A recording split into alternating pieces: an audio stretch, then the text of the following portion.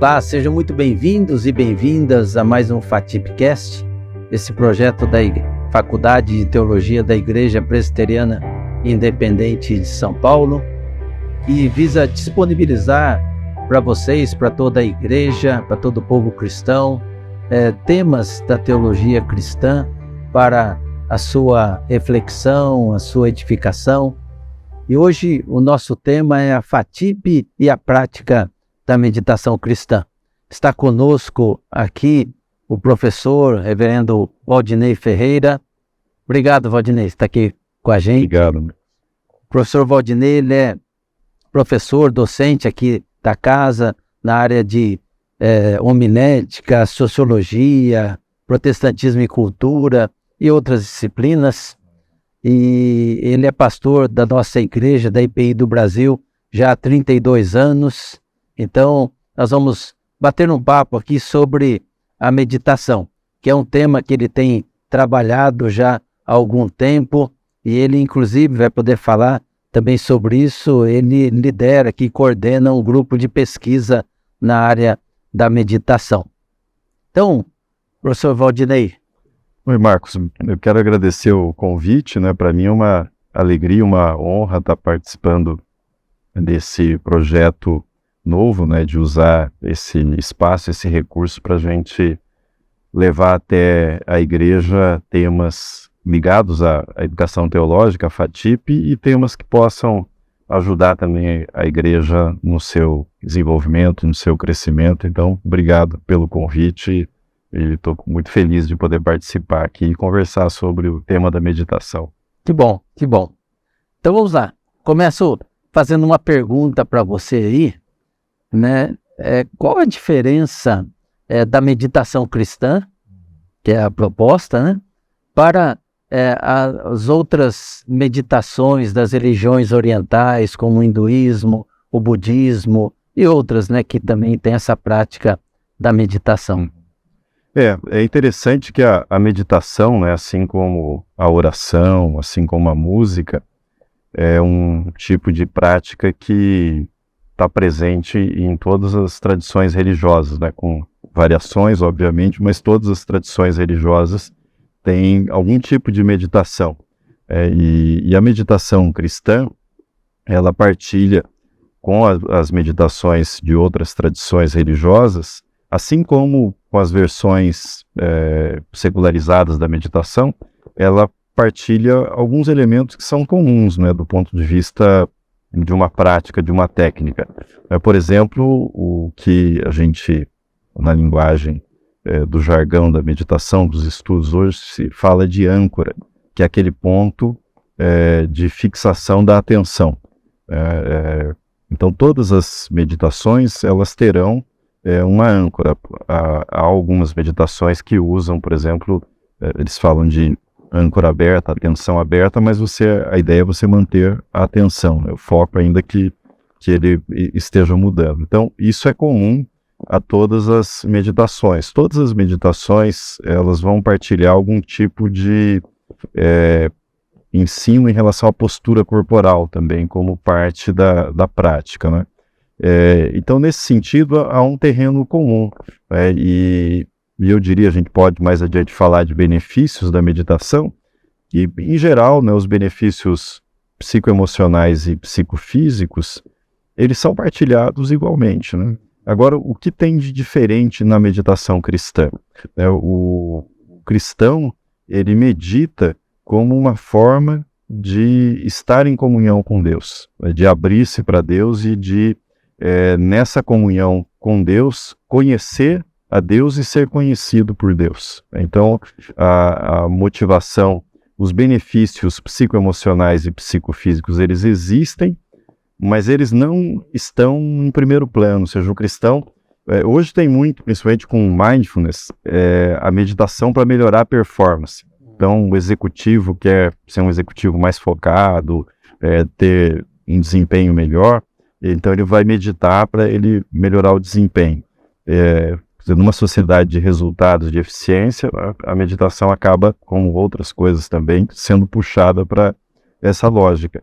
Mas a meditação cristã, ela usufrui desses benefícios, mas eles ficam em segundo plano. Ela é aquele momento de encontro com Deus, e a gente pode aprofundar mais isso, mas de um encontro que não se dá pela razão, pela doutrina e nem pela emoção, num outro terreno. Mas o foco da meditação cristã, e nesse sentido, a meditação cristã, ela, diferente, né, respondendo, então, a sua questão, o que haveria de diferença, né?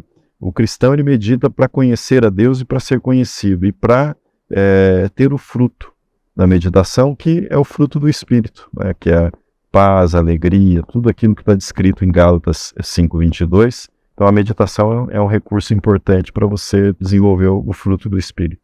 Legal, porque as pessoas ficam com essa dúvida, né? Até porque não é algo, vamos dizer assim, comum dentro do meio evangélico, essa prática da meditação, do silêncio. Eu lembro que eu participei de um encontro de espiritualidade, isso foi lá nos anos 2000,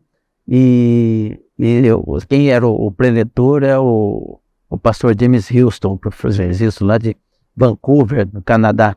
E aí foi perguntado isso para ele, né, qual que era a diferença, né? Ele foi muito simples na resposta dele. Ele falou, a diferença é que eles são hinduístas e eu sou cristão. Né? Ou seja, né, nós temos um objetivo, né, como você colocou, de buscar a Deus e ser conhecido, né, para que você possa viver e praticar o fruto do Espírito. Eu acho que há um ganho espiritual muito grande, né, com a prática da meditação. Sem dúvida. Eu acho que para que você medita, né, qual que é o seu objetivo, o seu ponto de partida, faz toda a diferença. Né? Eu posso meditar porque eu quero ter concentração, porque eu quero ter paz, né, do ponto de vista emocional, e são objetivos válidos, né? Mas no caso do cristão, a meditação é uma via de conhecimento de Deus, de comunhão com Deus, diferente que não anula as outras, né? Sim. Devocional, a oração verbal, a oração de ação de graças, de intercessão, só que ela prepara o cristão para esses momentos devocionais, né, esses outros momentos. Bacana. Então, pensando nisso, até para que quem está nos ouvindo ou assistindo possa ter isso bem claro, quais as bases bíblicas, né, da meditação cristã? Ela faz parte das disciplinas espirituais? A meditação está dentro do conjunto de disciplinas espirituais, né, ao lado do jejum, da solitude, né? E é interessante porque uma disciplina chama a outra, né? Você começa a praticar a meditação, você descobre o valor do jejum, ou entra pelo jejum e caminha para a meditação, ou a própria disciplina da solitude, né? Mas pensando biblicamente, nós não vamos encontrar na Bíblia uma descrição do jeito de meditar. A posição, os exercícios, a preparação, você não vai encontrar isso na Bíblia. Do mesmo jeito que você não encontra na Bíblia que você tem que fazer escola dominical, que o culto tem que ter as partes que tem de convite à adoração, confissão, você não encontra isso exatamente pronto, né? Mas você tem fundamentos para isso. E no caso da meditação, eu acho que um dos principais fundamentos é o chamamento que Deus faz para nós nos aquietarmos, né? Aquietai-vos e sabei que eu sou Deus. Entendendo que se nós não tivermos um momento intencional de quietude, o nosso conhecimento de Deus ele fica comprometido. Então, o que é a meditação? É uma técnica, é um recurso que você utiliza, uma disciplina dentro das disciplinas espirituais, para você ter esse momento de quietude. Então, esse é um fundamento bíblico. Outro fundamento que eu enfatizo bastante é o fundamento da graça, porque a meditação está muito ligada à espera, né? E isso que deixa as pessoas muito angustiadas, porque, assim, mas o que eu faço? Não, você não faz na meditação. No restante das coisas você faz. Na meditação é o não fazer, né? E você se senta, né? Você se prepara, e você vai se colocar diante de Deus, né? Como que dizendo, Senhor, eu me aquietei, eu estou aqui, agora a obra é tua. Né? Que é exatamente a confiança na graça de Deus, né? Que Deus trabalha de uma forma muito mais profunda na nossa mente, no nosso coração, quando nós nos apresentamos diante dele. Então, uma das correntes da meditação cristã trabalha muito que a meditação cristã, ela é atenção, mas ela é, sobretudo, intenção. Intenção do quê? De um encontro com Deus, de colocar-se nas mãos de Deus para que Ele faça um trabalho mais profundo, na nossa mente. Esse é um outro fundamento da graça. E é muito enfatizado também que a meditação, ela é um aprender a estar em Cristo. É a expressão que Paulo usa muito, em Cristo, em Cristo.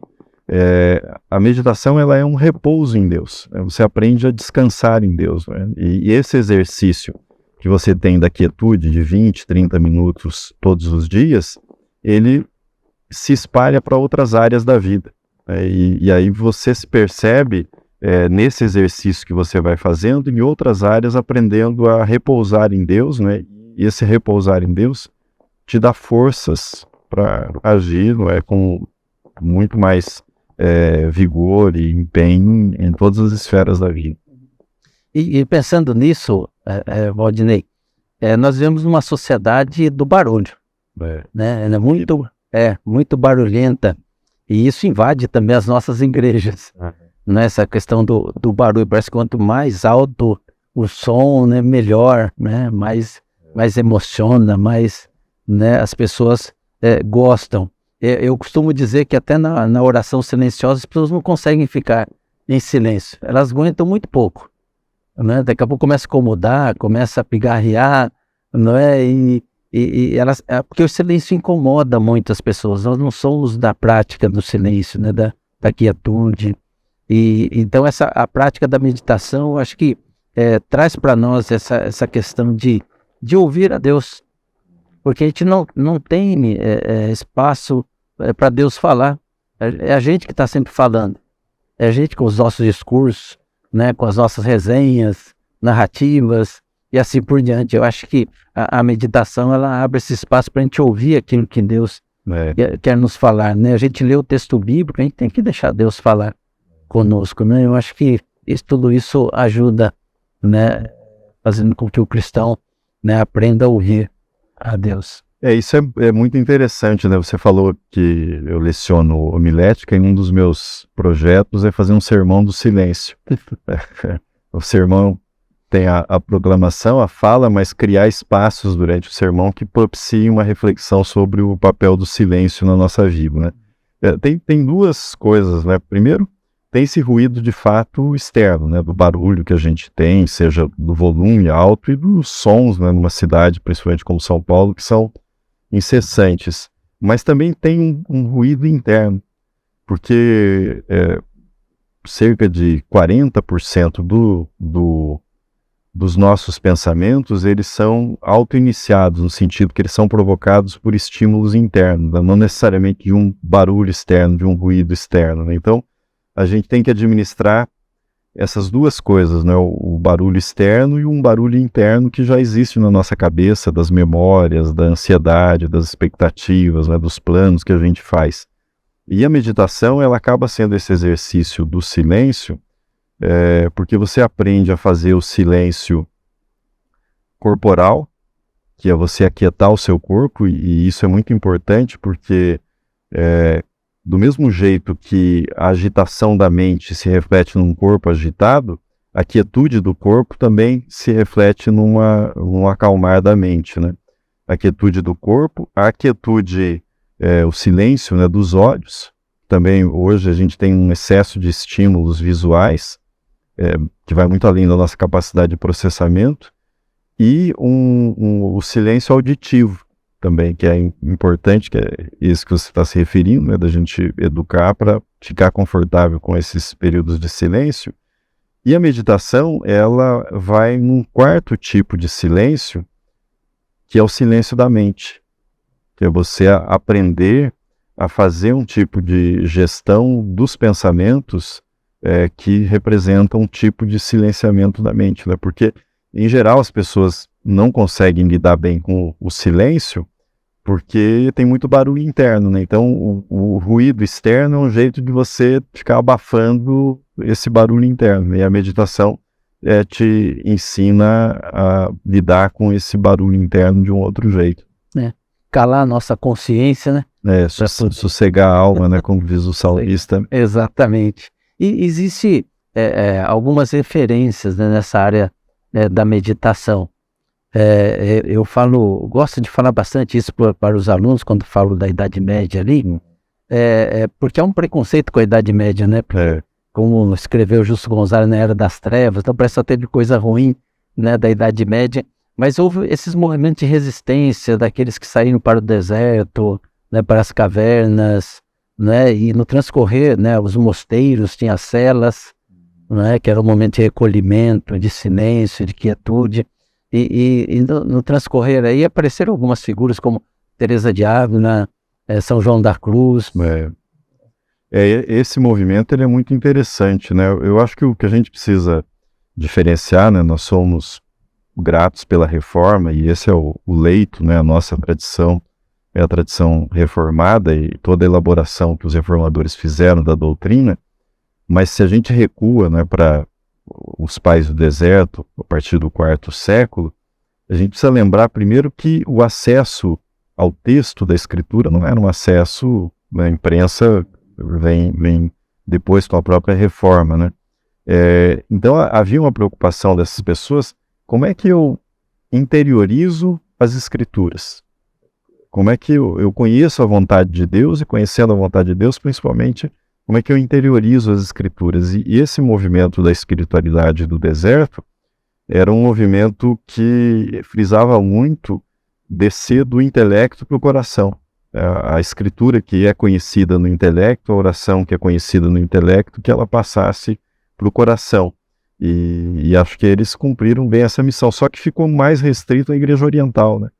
Alguma coisa foi preservado na Igreja Católica Romana, mas é a Igreja Ortodoxa, as tradições cristãs do Oriente, que mantiveram mais essa tradição meditativa, né? E a Reforma, como tinha uma missão muito específica, né, de reformar a Igreja, de reformular parte do sistema doutrinário, e também nasce ali, né, junto com a Renascença e depois já enfrentando o Iluminismo, a nossa tradição ficou muito mais intelectualista, né?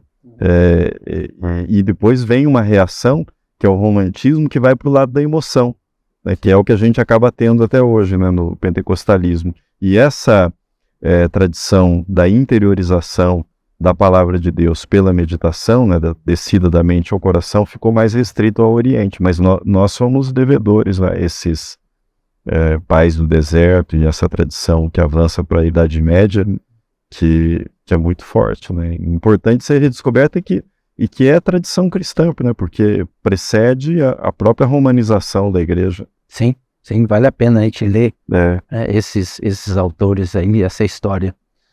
Pensando na prática da meditação, Valdinei, quais os benefícios, né, emocionais, espirituais, físicos, né, para aqueles que praticam a meditação, levam a sério, né, a prática da meditação? O Marcos, eu costumo dizer o seguinte, né? Na verdade eu cito uma frase do Lawrence Freeman, que ele diz: quando eu medito não acontece nada, mas isso muda a minha vida. É mais do que propaganda essa frase, né? Que é uma realidade, né? A ideia da meditação é que não aconteça nada durante a meditação, no sentido de que você realmente esteja nessa quietude, nesse repouso. E importante que não aconteça nada, no sentido que já acontece coisa demais na vida da gente, nós somos demandados o tempo todo, né? E a meditação é justamente esse momento em que você consegue recarregar a bateria, né, para seguir com a vida, né? Então, quando eu medito não acontece nada, mas isso muda a minha vida. Muda em que sentido, né? Muda do ponto de vista psicoemocional, né, de você perceber melhor as suas emoções, de tornar-se menos reativo, né? Não no sentido reativo que a pessoa vai ficar uma pessoa que leva desaforo, que não tem atitude, né? Não, aquela pessoa que é muito explosiva, que fala sem pensar, que age sem pensar, impulsiva, ela vai chegar num ponto de equilíbrio ao perceber essa impulsividade. E aquela pessoa também que às vezes é muito reprimida e que não tem coragem de se manifestar, vai chegar naquele ponto de assertividade, dizer, não, eu preciso me posicionar. Então, isso acontece pelo seguinte, porque a meditação, ela tem uma função autorreguladora, tanto do ponto de vista emocional, quanto do ponto de vista psicofísico, né? Há estudos, por exemplo, que mostram, claro que no médio e longo prazo, né?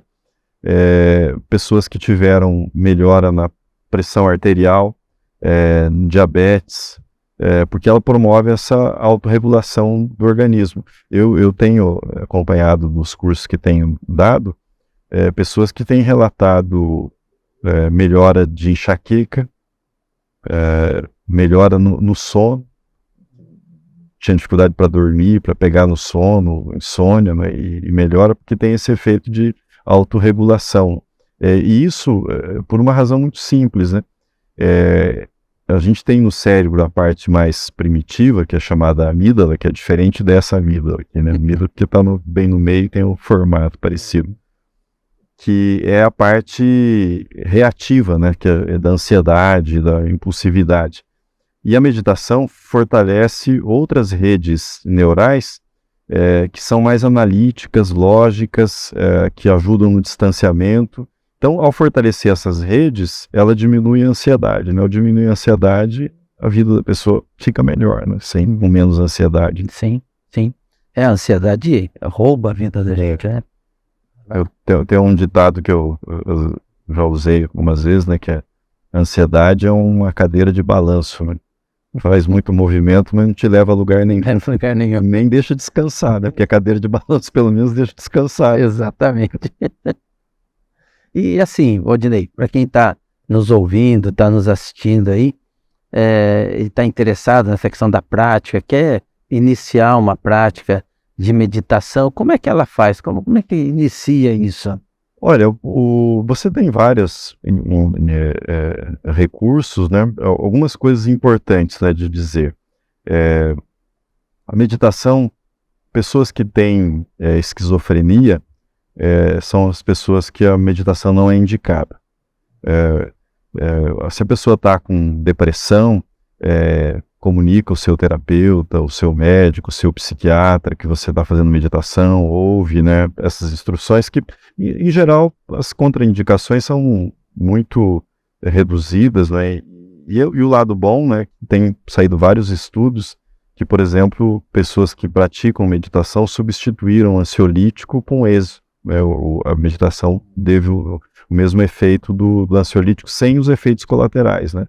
Então isso é uma coisa importante. Outra coisa importante de lembrar, às vezes as pessoas também ficam com aquela ideia muito estereotipada de, não, eu preciso meditar 3 horas por dia, né? Eu tenho que estar num retiro de meditação. E os estudos clínicos hoje mostram que 20 minutos é tempo suficiente para que a meditação produza os efeitos. Agora, são 20 minutos diários que você precisa praticar. Então, isso é bem importante, né? Assim, essencial, né? Você ter uma postura da coluna ereta, prestar atenção na sua respiração, e escolher uma âncora que é aquele ponto quando os seus pensamentos divagarem, você volta. Porque o que atrapalha muito as pessoas que já tentaram meditar, e eu sempre escuto isso nos cursos, a pessoa fala assim, eu até tentei, mas eu penso demais, né? Aí vinha pensamento, não sabia o que fazer, tal. E ela imagina o seguinte, que meditar é não pensar em nada. Se você chegar nessa condição, você está morto, porque o pensamento é um pulso, né, eletroquímico no cérebro. Ele está funcionando. O que a meditação faz? Ela é um método de auto-observação. Você vai auto-observar os seus pensamentos e vai aquietar, e você principalmente vai se desidentificar dos seus pensamentos. Porque o que gera ansiedade é a identificação da pessoa com o pensamento. Na meditação você se desidentifica, você consegue ver os seus pensamentos, né? E na meditação cristã, uma coisa muito importante é a gentileza e você não se angustiar durante a meditação porque vieram pensamentos. Aqueles pensamentos que vieram é porque eles precisavam sair, eles precisavam passar, então não se angustia com isso, né? Mas sempre volta para o seu ponto de foco, né? Sempre que pode ser a respiração, pode ser uma palavra, pode ser uma frase. Eu uso muito nas meditações cristãs, eu gosto bastante de usar o Salmo 150, porque ele pode servir como essa palavra-chave, frase-chave, né? Então eu digo o seguinte: quando você inspirar, você diz mentalmente, todo ser que respira. Aí você segura só por alguns instantes, e aí você solta o ar bem devagar, dizendo, louve ao Senhor, louve ao Senhor, louve ao Senhor, enquanto o ar estiver saindo. Aí novamente, todo ser que respira. Aí vem o pensamento, eu preciso pagar a conta, eu preciso ir para a aula, eu preciso entregar o trabalho, né, para o aluno que tem que terminar o TCC, né, os que estão na reta final. Não tem nenhum problema, o pensamento veio, você volta, né, e você percebe o seguinte: de 7, 8 minutos para frente, começa a diminuir os pensamentos, você começa a ter intervalos maiores, né? Mas assim, o importante é meditar. O que acontece durante a meditação, você não deve ficar, eu vou ter uma inspiração, um insight, é o exercício. Do mesmo jeito que a pessoa vai na academia e faz a musculação, a meditação é um exercício com esse objetivo, uma disciplina espiritual se feita na perspectiva cristã. Bacana, legal. Então, Waldinei, essa questão da meditação, né? A gente sabe que precisa, né? A gente necessita, mas a gente encontra muitas resistências, né? Até por conta da dinâmica da vida da gente, né? Então tem que ser realmente, né, uma disciplina, não uma coisa que você entende que aquilo é importante para a sua vida, e como você colocou, por ser integral, né? A mente, o espírito, o corpo, né? E começar a praticar, né? Começar a praticar. E você tem trabalhado bastante com essa questão de cursos também, né, de meditação. Você coordena um grupo de pesquisa aqui na FATIP, nesta área, né? Fala um pouquinho sobre isso, sobre o seu curso, sobre o grupo de pesquisa. Eu tenho o canal, né, o Mapa Centrante, o site, o Instagram também, você pode conferir. Eu tenho dado cursos online, cursos presenciais sobre meditação, e também feito aqui na FATIP, né, com os alunos. Eu acho que isso é uma coisa que a gente precisa recuperar, não só dos pais do deserto, né? Eu falei da reforma, mas o Bonhoeffer, naquele seminário da resistência da igreja confessional, né, que criou na Alemanha, no período que funcionou o seminário, eles faziam todos os dias meia hora de meditação antes de iniciarem os estudos. Então eu acho que está na tradição, os Quakers, né, nos Estados Unidos também, o cultivo do silêncio. Então é importante que a gente tenha essa prática na faculdade de teologia, né, como algo que não substitui a oração, a proclamação, o estudo, a leitura, né, o devocional, mas é parte, né, do devocional. Que legal, que legal. Eu li uma vez que acho que é Diógenes, ele é um educador, foi um educador romano, né, acho que no século II, III ali, e que ele, né, no seu momento de meditação, né, devocional, né, ele pergunta, como eu posso te conhecer, né, para Deus, né, e ele ouve uma voz dizendo, fique em silêncio, fique em silêncio. Então, eu acho que essa prática do silêncio, ela é muito importante, né, a prática da meditação, né, para que a gente possa conhecer a Deus, mas se conhecer, né, e lidar até com muitas coisas que nós temos dentro de nós, que precisam ser acalmadas aí, né, e até retiradas aí, para que a gente possa ter uma vida cristã mais sadia, uma espiritualidade mais sadia. Né? Então, obrigado, viu, Waldinei? Eu que agradeço. Prazer estar aqui participando desse episódio do FATIP Cast.